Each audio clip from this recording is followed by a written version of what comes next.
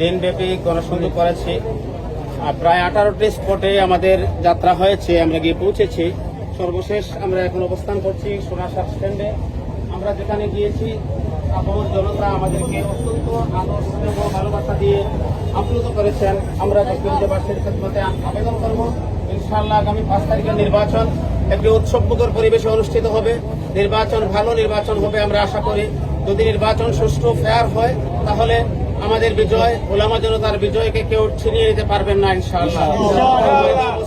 সম্মানিত উপস্থিতি, আমরা বিশ্বাস করি জকিগঞ্জের মানুষ সততা, দক্ষতা, মেধা এবং মন মানসিকতার বিচারে আমাদেরকে নির্বাচিত করবেন।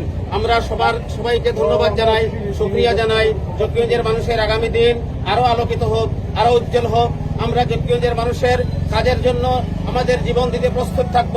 আমরা যে কোনো মূল্যে, যে কোনো ত্যাগের বিনিময়ে, যে কোনো বাধাকে ডিঙ্গিয়ে আমরা জকিগঞ্জের মানুষের অধিকার আদায় করব ইনশাআল্লাহ। আমাদেরকে সঙ্গ দেওয়ার জন্য আপনাদেরকে অসংখ্য অগণিত ধন্যবাদ, মুবারকবাদ। আসসালামু আলাইকুম রহমতুল্লাহ।